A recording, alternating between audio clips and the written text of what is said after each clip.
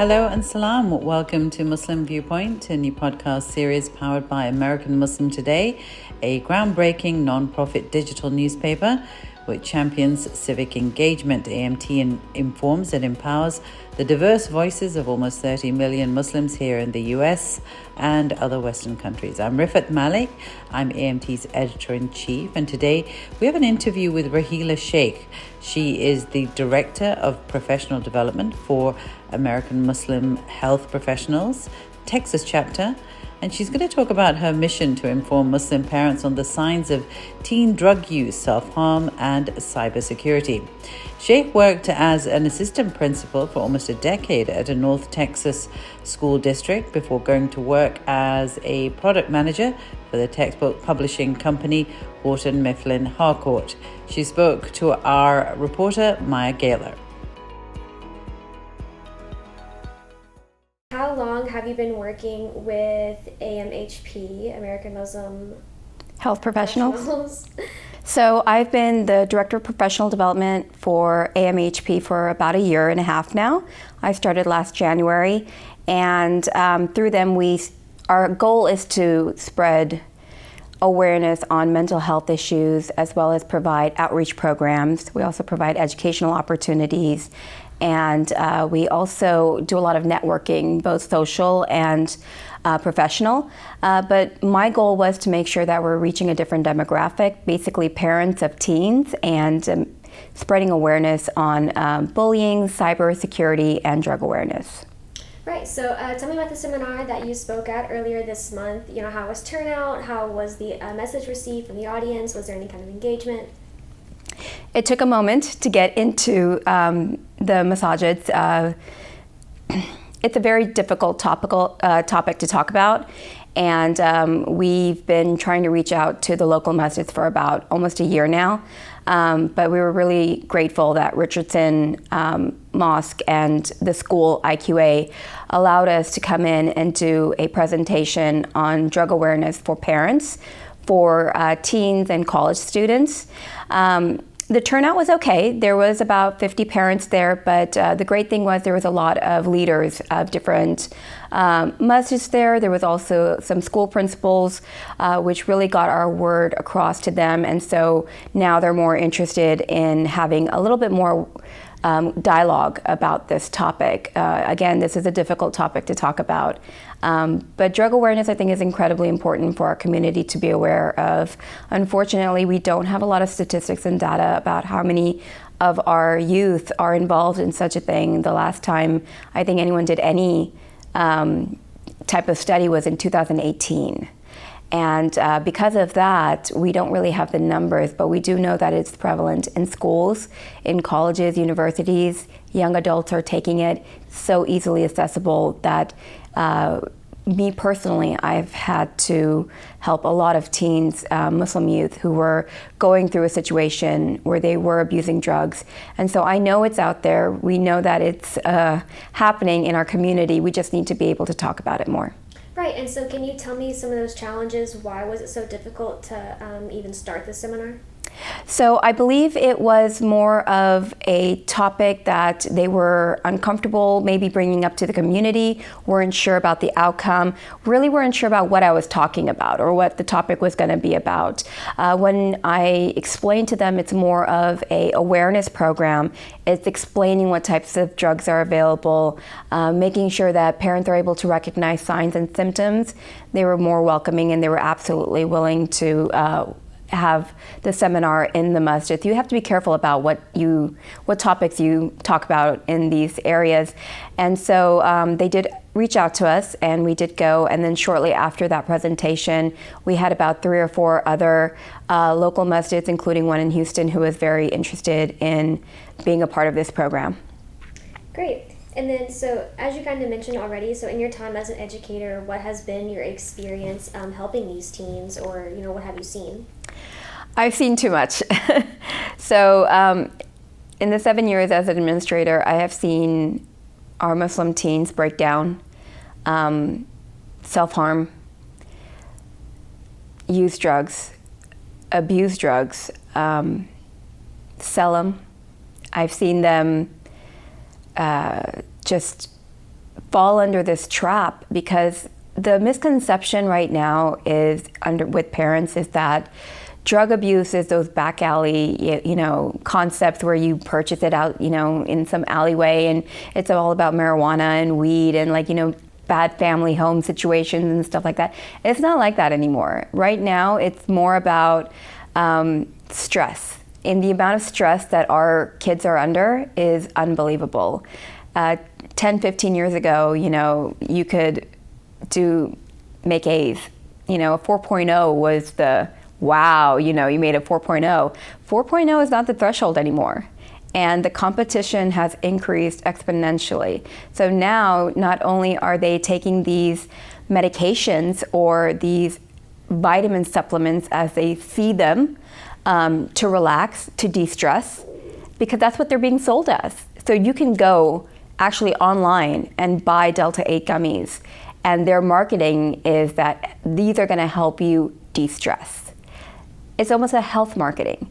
And they sell it like showing healthy bowls of yogurt and different types of vitamins and strength building and all of that. It's not. It's actually very harmful to the body. But the kids don't understand that. I have seen kids who actually are in university level and are about to start midterms and are terrified and stressed out. And so what they're doing is that they're passing out these gummies to each other. Hey, take this, relax, you're gonna be fine. And they're not seeing this as drug usage. They're seeing it as just acceptable social concepts that are available today. Unfortunately, as parents, we see drug usage in a very different way. We think of it as they're actually smoking marijuana and you could smell it from their room. No, you can't. You won't even know it. They will be having these little THC pens. They will have dab pens in their rooms, in their pockets, and they're this big, and they will be in the bathroom. They will be even in the room. They could even do it under their arm in the table. I've seen that happen. I literally have, in the cafeteria. And you will not be able to recognize it because there's no smoke, there's no smell, there's nothing. It's like they're chewing bubble gum, all right? And so even their candies, like the Delta 8, Delta 9, Delta 10 candies, they're like the little orange rings that you can get. They're gummy bears. They're the shape of things that kids want and see. And so because they have such, inconspicuous looks, they seem okay, and because they seem okay and they taste good and they taste fine and they give them that temporary high, why not? And that's how they overdose. And when they start getting addicted to it, that's when they start doing other things to gain the money for that. Now, most of these things are not even very expensive. I went into a store the other day before my presentation to purchase samples for parents to see. It cost me $33 and I came out with a bag full of drugs. It's not difficult, no questions were asked. Got some gummies, I got a little weed thing. It was a little cigarette type thing. And then I got a bunch of vape pens. Didn't cost me a thing. Practically $33. But once you get into that habit and you spiral, I see girls who are in these horrible traps of social media where they are exposing themselves or they're earning money through things like OnlyFans because they feel like they're behind a screen. And if you're behind a screen, that's a form of protection. And they don't realize that you're never behind a screen. You are open to everyone's view all the time. And anything that's out there is always gonna be out there. There's nothing hidden anymore. And so I would have these girls, our beautiful Muslim girls, would be sitting in my office in tears crying because I would have to call their parents and let them know what was happening. And they never thought it would get that far. So it's something that we need to be very open about in our community. We need to have this dialogue. We need to let parents be aware of it. We can't stop talking about it. It's happening around us. It's happening in the masjids. I mean, kids are making these deals on Instagram and Snapchat, and then they go play basketball in the youth program in the local masjid, and that's where they're passing it out. Not because they're thinking it is a bad thing or they're doing something that they feel like, oh, they're bad Muslims or anything. They honestly are just thinking these things are there to help them de-stress. They're just vitamin type items. They're not harmful to you, but they are. Right, exactly. So why is it so important to specifically address the Muslim community when talking about drug awareness? Because I think that we don't realize how much it's happening around us. And I think the more that we try to hide it and the more that we try to not discuss it, the worse it's going to be for our community members. I have known personally few children who have died recently in our community because of some sort of drug usage. But we don't talk about that. That's not what we are going to say when we do the funeral. We're not going to have that mentioned in there. They died in an accident. They died in their sleep. It was natural causes. No, it wasn't natural causes. But that stigma needs to be removed. We need to remove the stigma of mental health. Drug abuse and drug usage, self-harm, sexual identity issues, all of these issues are mental health related. And the more we try to just say, don't do this or don't do that, and in our culture, what are people gonna say? The more we do that, the more we are actually harming our children. Honestly, I tell my parents, I was like, I would rather know my child is going through this situation and provide them with mental health care and medical health care than wake up one morning, open their door, and see they OD'd and are dead. I have one child. That would be devastating for me. And when I say that to them in this manner, the light bulb comes on. It's not about what people say. I could care less what people say. I love my child, and I want to make sure my child gets help if she ever needed it. And so if we keep this awareness in our community and we make it a dialogue and we talk to them about it, it's very important. So what do you think is a good age to start this conversation, and how do you start this conversation? What do you say? So I'm very lucky. I have a lot of people I work with. One of the people I work with, Mr. Faraz Pir, he is actually at a university, and he's doing this study with his colleagues about intervention and how to do it that in a way that is acceptable in Islam as well as respectful to the communities and the culture. And so we've had a lot of conversations about how we should approach something like this. And the younger, the better, because what I noticed being an administrator in a public school is that by the time the kids came to me in 9th grade, they were already deeply involved in it. In fact, a lot of them are already selling it. So the conversation needs to happen in 6th grade. It needs to happen when they're young. It needs to be very clear that, look, here's the situation. These things are unhealthy. These are the reasons why. These are the Islamic reasons why, the cultural reasons why. But mainly, it's not healthy for you, and I'm worried about you. Having that dialogue early. And if in case your child is doing something like this, and if you do find out, which I think all parents should be doing screenings with their children, drug screenings are easily available at Walgreens and CVS. You pick up a screening kit, you go ahead and check your child randomly once in a while, just to make sure. But if your child is doing it, being very clear that you care about their mental health and their physical health more than anything, and that they need to talk to you about this. And having that timeout moment. I use this with my daughter, this method with my daughter.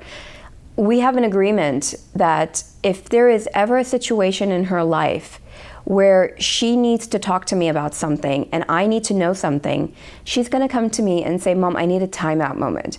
And that's my cue that I cannot be angry. I cannot lash out, I cannot react. I have to just listen. Does that mean she's not gonna get consequences? Absolutely not. She knows she's gonna get consequences, but maybe the next day or the day after. But at that moment in time, we are only going to talk, and I'm only going to listen to her issues and provide as much of support as I can, so that tomorrow, if something really big happens, I know my daughter, in her time of need, I'm the first person she's gonna go to, not a friend, not social media, not drugs, and God forbid, not cutting herself or self-harming. Yeah, and so do you have any suggestions for parents to educate themselves? You know, as you kind of mentioned, these drug uses is kind of taboo in this community, so some parents might not even be aware of, like you said, any of these things. So are there any kind of resources for parents to educate themselves? Absolutely. There are a lot of resources available online. We do have resources available specific to Muslim parents as well. I can always share that with you. But mainly, the great thing is right now, there's been a bill passed recently in the state of Texas that the governor signed off on, making drug awareness a mandatory course in schools. And so this is something new that just happened a month ago, which is a huge burden off of educators because, you know, we've been told we can't talk about this, we can't talk about this, we shouldn't mention this, but now we can. And there's a whole program available for parents, and those resources are available at your district. So whatever school district you go to, you can always reach out to them too. Reach out to your school counselor. Reach out to your religious counselors. They have the information too, and if they don't, they are really, really good at finding that information for you and reaching out to other people in the community who can help you. But having those open conversations, allowing mental health professionals as well as educators in the masjids, giving them the opportunity to speak to parents, these are very important things. And I'm really grateful I get to work with the Muslim Health Professionals, Amhp. It's hard to remember the acronym, but it's a really blessing to work with them because I know for a fact the Texas chapter itself is really pushing for outreach and education and mental health support. And so these type of volunteer committees are very important in our community, and I hope parents not only welcome them into, you know, their homes and their masjids and their communities, but also be an active member of such an organization so that they're aware and they're involved. Right, and so do you hope to continue programs like this, or how do you, what do you hope for the future of, you know, this kind of series, or are you going to do anything else? Absolutely. I hope I have the ability to really go across the United States and spread the word and let people know. I mean, it's something that right now I'm in Texas, so I'm kind of like in the local area. But I do have some wonderful colleagues. Like I said, Mr. Faraz Beer, he is also working with his university to do this study and to do this research. And I think a collaboration of our peers and the American Muslim health professionals will allow us to spread the word as much as possible. I'm hoping our local masjids will take the opportunity to avail this resource because we're doing it for free. We're out there, we're helping you. And the reason we're doing it is because we love our kids and we want to make sure that they're healthy and they're safe. And we don't have to go to all of these different janazas for teens that are unnecessary. You know, I mean, we understand that everything is in the hands of God, but we also understand that we need to protect our children as well, and we need to be proactive. Right, I don't have any further questions for you, unless you would like to add anything about just drug awareness in general. Yes, I would like to add, parents, please make sure that you are looking for visible signs and symptoms. Yes, if you could please touch on those. Absolutely. If you see that your child is lethargic, or if they are extremely more active than they usually are, if they're not grooming themselves as they usually do, if they're like not taking showers, if they're covering their arms when they usually don't, even at home, heavy sweatshirts and stuff like that. Those are all different signs. If they have like, you know, bloodshot eyes or constantly, you know, looking tired or anything, these are signs of allergy. These are signs of stress. These are signs of lack of sleep, but they're also signs of drug use. So if in doubt, if you have that gut feeling, reach out to a healthcare professional, take your child to see their pediatrician, go ahead and get a screening kit from your local pharmacy, be proactive, You're the parent. You shouldn't be afraid of your child. You shouldn't be afraid of finding out what's going on in their lives. Talk to them, have open dialogue, check their bags, make sure that you are an active participant in their lives. Know who their friends are. If a sudden friend change or a group of friends have changed, know why that's changed. Be proactive. Don't just sit back and worry about their grades, because that's what we've been doing lately, is just worrying about their grades. They'll get into college, don't worry. Thanks for that, Maya. From both of us, goodbye for this week. Be sure to follow us on Instagram, Twitter, and TikTok at American Muslim Today. And if you'd like to read more about this story and access more digital content, feel free to check out our website at AmericanMuslimToday.com. We'll see you next week on The Muslim Viewpoint.